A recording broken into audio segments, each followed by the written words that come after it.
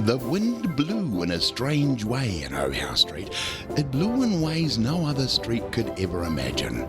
Things were never what they seemed, and indeed things had a way of surprising you in ways you never thought possible.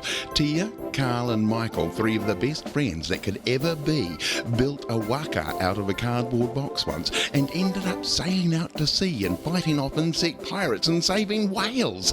The Kavanagh twins once found a talking weasel under their veranda, and that was one huge adventure. Adrian, David and Myrtle Gunter travelled into space in their treehouse once, and Matilda Kilgour, well, she went on some pretty wild adventures with her neighbour Mrs. Gunter's knitting needles. But this week, weirdness was thrust upon our Benedict. On Monday, the O'Howe Street wind changed as he was pulling a face, and it stayed like that for the rest of the day. On Tuesday, he found a penny, picked it up and had good luck for the rest of the day.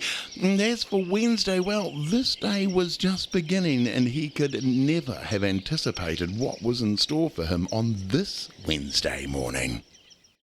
It began like all other Wednesday mornings. His little sister woke him up. Rosalind was good at waking Benedict up. She would just run into his room and take a flying jump onto his bed and right on top of him.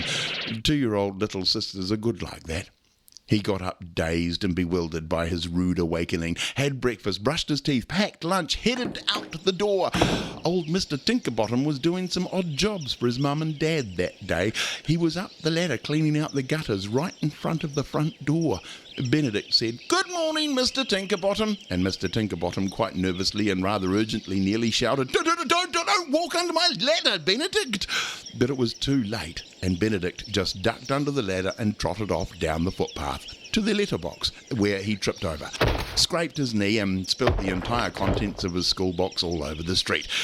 And while picking it all up, packing it all back into his school bag, Mr. Thompson drove down O'Howe Street past him, right through a puddle that soaked Benedict completely. Not the perfect start to the day, but of course Benedict had no idea that his luck was about to get even worse. At school, the maths test that was put off yesterday, it was rescheduled for today. And because yesterday afternoon was spent outside playing in the park, Benedict's reward for handing in the $20 he found just the day before, the teacher decided to make it double maths, double hard, and she wanted it done in double time. At lunchtime, he discovered that his sandwiches were soaked and soggy from being hit by the water splashed up at him by Mr. Thompson driving by. Benedict's day wasn't going his way at all.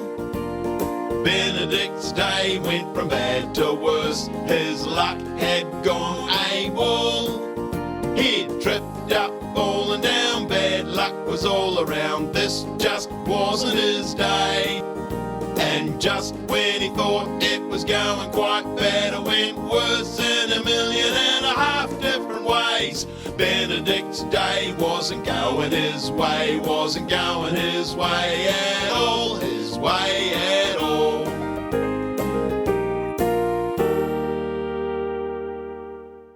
By the time he had gotten home, he had experienced extra homework, a run-in with the neighbourhood's bad dog, the one that you should never mess with, chose this day to mess with Benedict, and he was relieved, albeit momentarily, at arriving home. His relief was short-lived, however, as he had found out that tonight was cabbage soup night, his least favourite food, and had found that Mum had taken their dog Dilbert to the beach and had somehow managed to jump up on Benedict's bed with its new sheets and somehow deposited half the beach's sand into and around his fresh new sheets. His fresh new pyjamas smelled like damp dog, and well, his brand new electric toothbrush was being used by his little sister Rosalind to clean between her toes. Yes, it hadn't been Benedict's luckiest day. He never really believed in superstition, and quite rightly too. Load of rubbish, really. But the next day was only just a night's sleep away, and who knew what Thursday would throw at poor old Benedict? At least Mr. Tinkerbottom had finished cleaning the gutters and taken that ladder home with him.